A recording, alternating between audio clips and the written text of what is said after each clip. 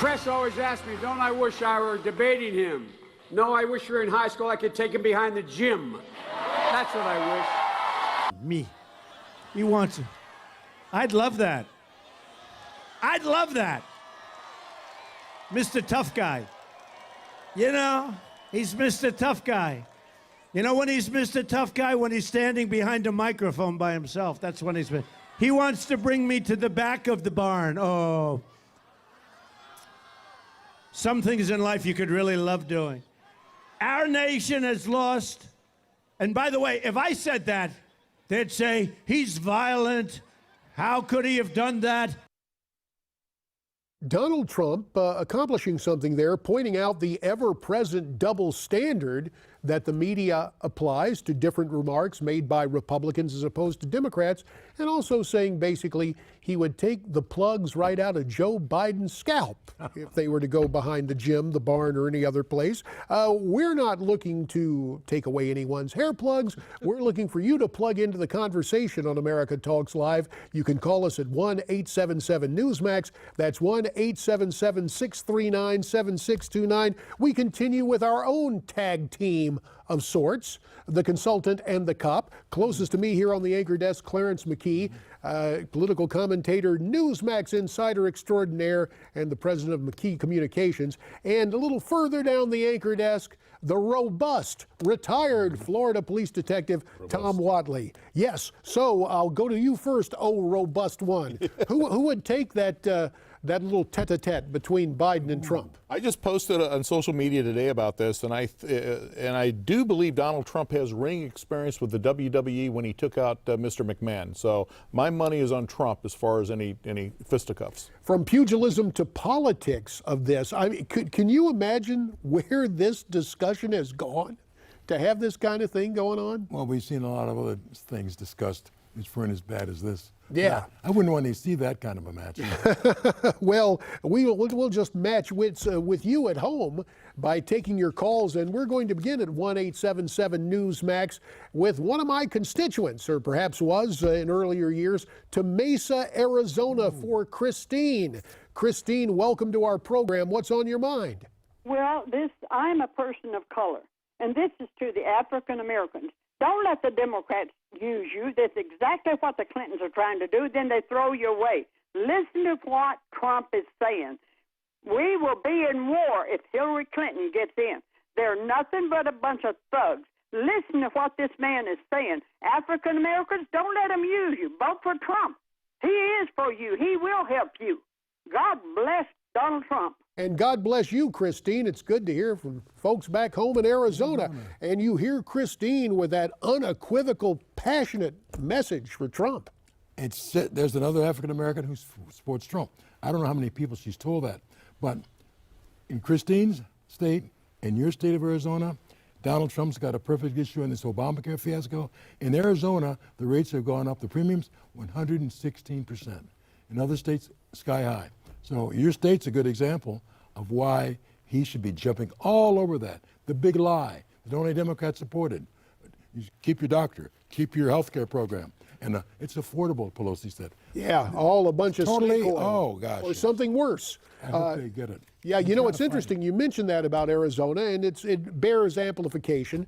And as Christine was calling in about Trump, you're right. It not only helps Trump, but really, Tom Whatley, we look down the ticket. Obviously, Arizona, with an increase in rates of 116%.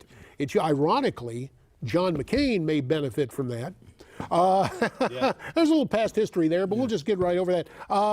But other races in other states, is this the October surprise or the October gift to Republicans, Tom? Yeah, that's what I was mentioning on the break, JD. I do believe that, okay, we can look at WikiLeaks, we can look at other accusations, but the October surprise in my mind is Obamacare. They did not, I guarantee you somebody said, can we delay announcing this? Is there anything we can do until after November?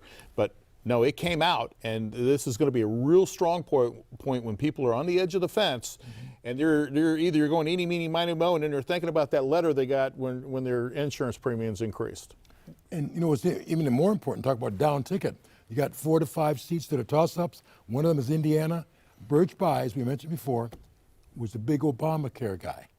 if Mr. Young can push that hard in the next 10 days, it could turn that over to the Republicans. Another interesting thing in that race involving Todd Young, first or second term member of Congress, versus Evan Bayh, who's trying to return to the Senate. You know, Evan went out and did the K Street stroll. Exactly. To make a lot of dough, and he thought he'd come back, think he's sated. He's going to have trouble with this regardless of the Obamacare, but it goes to another point, and I love it when you take, I'm going to channel Lyndon Johnson for a second, at least the clean part of this statement. You take those Harvard smarties. And there was one Harvard smarty, Richard M. Neustadt, who wrote the book Presidential Power, and he said the two motivating issues for American voters are issues of life and death and of their pocketbooks. And that's what Obamacare puts together: life, death, and health.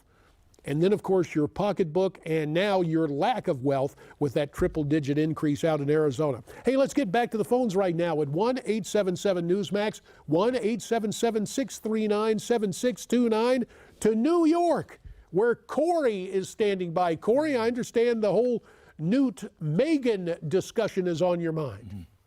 Oh, yeah, that was good stuff. I got a million phone calls after what Newt said. And what I have to say is from the people over here in Massapequa is that Newt Gingrich said it best. You will have a sexual predator in the White House. It seems that Megan couldn't handle the truth. She is the one who had the meltdown. And furthermore, you can Google Hillary Clinton called African Americans predators.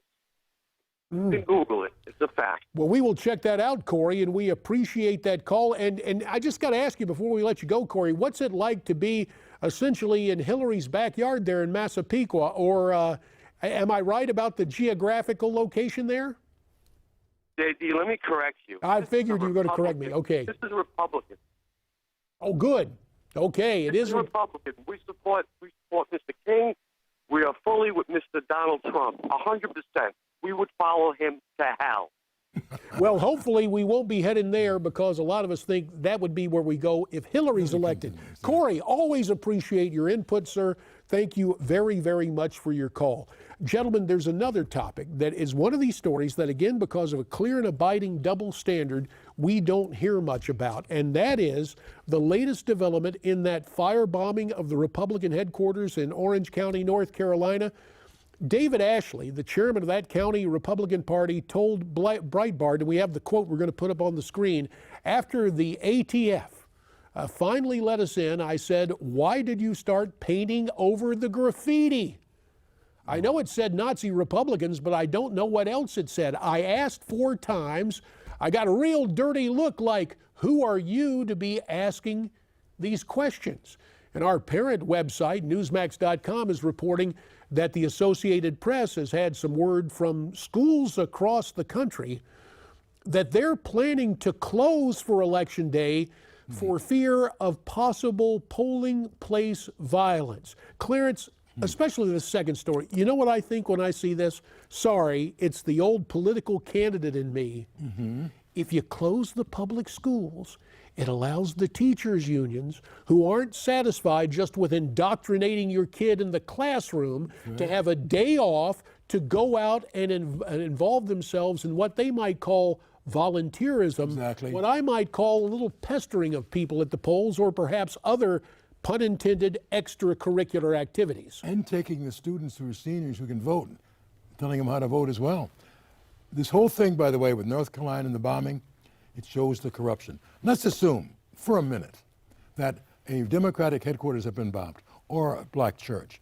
You would have seen the president and the attorney general up with a press conference. We're sending the FBI down tomorrow morning. I haven't heard a major statement from the president or the attorney general about sending the FBI to investigate for the voter intimidation in North Carolina. And from the leaked videos, if there's any violence at the polls, it's going to come from the subtle infiltrators paid by the Trump campaign or the friends, as we have seen. Friendly, I think you mean the infiltrators paid by the Clinton campaign? Clinton campaign, that's right. Clinton. Might be a little bit confused. We're seeing footage of some of those violent encounters. But Tom Whatley, I just want to ask you, obviously different law enforcement agencies have respect for each other, but ATF has been a troubled agency, certainly over the last quarter century. About 30 seconds for your evaluation. Well, let's remember who the department head works for. It works for the Department of Justice under that umbrella. So, but I would question why they would do that. Now, you know, through Freedom of Information Act, we know there are crime scene photos taken of that, whether it's through the local police or through the federal agency. Those pictures will be there, and I would strongly recommend the chairperson get a hold of those pictures so they can publish them. The challenges, of course, with oversight, that'll come following the election, which is why Trump was so right.